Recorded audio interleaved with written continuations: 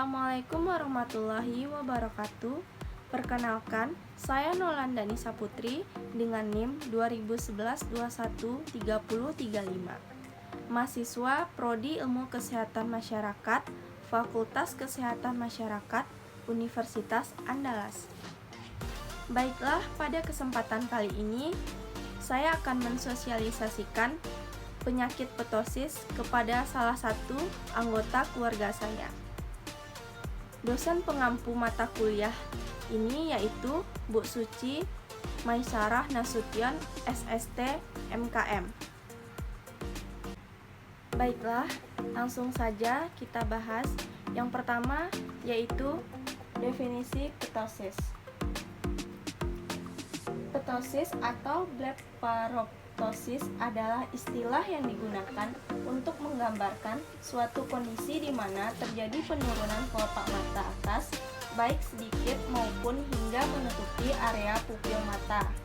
Keadaan ini dapat membatasi atau bahkan menghalangi penglihatan normal. Ptosis dapat ditemukan sejak lahir ataupun di kemudian hari. Acute ptosis sendiri dapat ditemukan pada berbagai rentang usia, namun umumnya terjadi pada orang berusia lanjut. Selanjutnya, yang kedua, proses normal. Mekanisme kerja mata mirip dengan fungsi kamera. Mata kita dapat melihat dengan tajam apabila pancaran cahaya dari suatu objek jatuh tepat di titik fokus saraf mata atau yang kita kenal sebagai retina. Bagian mata yang kita sebut sebagai pupil akan berfungsi sebagai jendela, mengatur jumlah cahaya yang masuk ke dalam mata yang kemudian akan difokuskan oleh lensa kristalin dan diteruskan ke sentral penglihatan di retina. Maka mata dapat melihat dengan jelas objek tersebut. Yang ketiga yaitu proses tidak normal.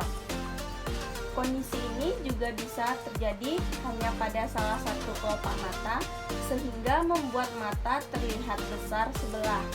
Pada beberapa kasus, ptosis juga membuat seseorang kesulitan melihat objek karena fokus mata terhalang oleh kelopak, sehingga perlu mendongak atau menaikkan kedua alisnya untuk melihat lebih jelas. Selanjutnya, penyebab ptosis kongenital dan akurat memiliki penyebab yang berbeda. Ptosis yang ditemukan sejak kelahiran seringkali disebabkan oleh kelainan perkembangan otot levator palpebra superior yang berfungsi untuk mengangkat kelopak mata atas. Akurat ptosis memiliki banyak kemungkinan penyebab, namun seringkali disebabkan oleh masalah pada saraf dan atau otot pada mata. Contohnya, myasthenia gravis, progressive external ophthalmoplegia, Horner syndrome, dan masalah pada saraf kranial 3 yang mempersarafi otot levator palpebra superior. Proses penuaan atau trauma pada mata juga bisa menyebabkan regangan atau pemisahan otot levator palpebra superior dari kelopak mata yang berpotensi menyebabkan ptosis. Selanjutnya, gejala. Yang pertama, kelopak mata turun seringkali dikeluhkan sebagai mata yang tampak mengantuk. Yang kedua, dapat menyebabkan gangguan penglihatan apabila kelopak mata sangat turun hingga menutupi pandang penglihatan. Yang ketiga, lipatan pada kelopak mata atas tampak tidak simetris. Yang keempat, pada congenital ptosis seringkali anak berusaha mengadahkan kepala atas, mengangkat dagu atau menaikkan alis sebagai usaha untuk melihat lebih jelas. Kebiasaan ini dapat menimbulkan masalah kepala dan leher, contohnya pegal dan nyeri. Yang kelima, dapat disertai kelainan pergerakan bola mata. Poin yang kelima yaitu faktor risiko. Yang pertama, cedera saraf atau bintik sementara. Yang kedua, stroke. Yang ketiga, tumor otak. Yang keempat, kanker pada saraf atau otot. Poin yang keenam yaitu diagnosis. Yang pertama, anamnesis. Tanda dan gejala yang dialami, riwayat ptosis, durasi, faktor yang memperberat atau meringankan gejala, dan lain-lain. Riwayat penyakit terdahulu, riwayat keluarga dengan ptosis, dan sebagainya. Yang kedua, pemeriksaan fisik. Pemeriksaan mata lengkap terutama difokuskan pada pemeriksaan posisi kelopak mata, fungsi penglihatan, pemeriksaan refraksi, dan posisi kepala. Yang ketiga, pemeriksaan penunjang. Biasanya bertujuan untuk mencari tahu bahwa penyebab ptosis. Contohnya pemeriksaan pencitraan otak, mata, dan sistem cerebrovaskuler jika ptosis disertai defisit neurologis lainnya, atau pemeriksaan serum antibodi terhadap reseptor asetilkolin apabila terdapat kecurigaan adanya myasthenia gravis. Poin yang ketujuh yaitu pengobatan ptosis. Jika penyebab ptosis diketahui, maka seringkali pengobatan dapat berbeda-beda karena akan disesuaikan dengan penyebabnya. Misalnya, jika disebabkan myasthenia gravis, maka gejala ptosis akan ditangani oleh dokter spesialis saraf, bukan dokter spesialis mata.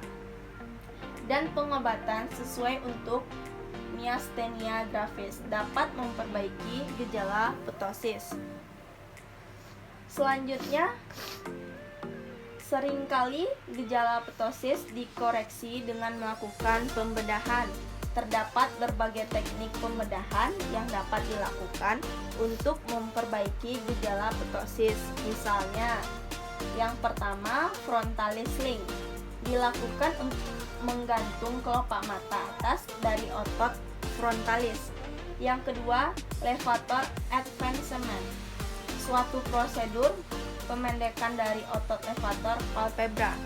Yang ketiga, Fasanella servat ptosis prosedur, yang merupakan prosedur pemendekan dari beberapa bagian mata, konjungtiva tarsus, otot Mueller.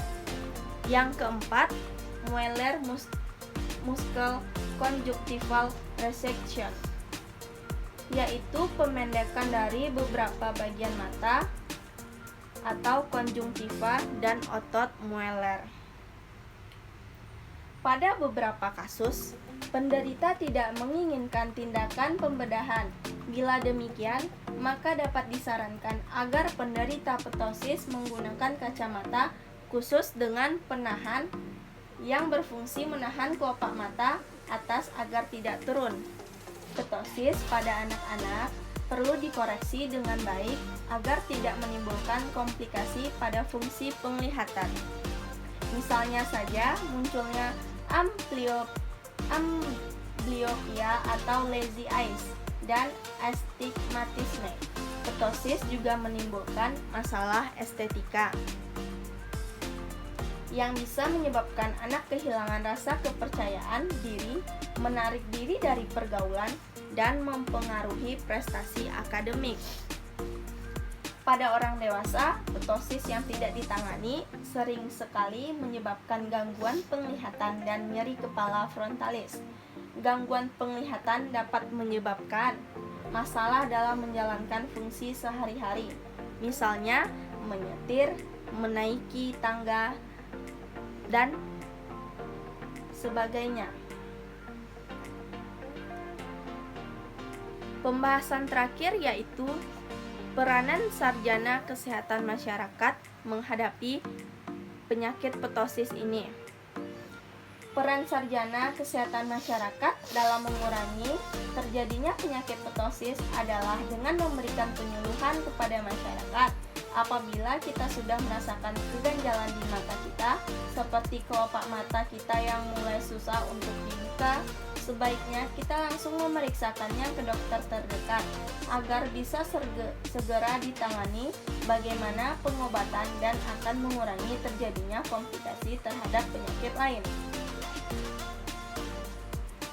Baiklah, sekian yang dapat saya sampaikan. Mohon maaf apabila ada kesalahan. Wabillahi taufiq wal hidayah. Wassalamualaikum warahmatullahi wabarakatuh.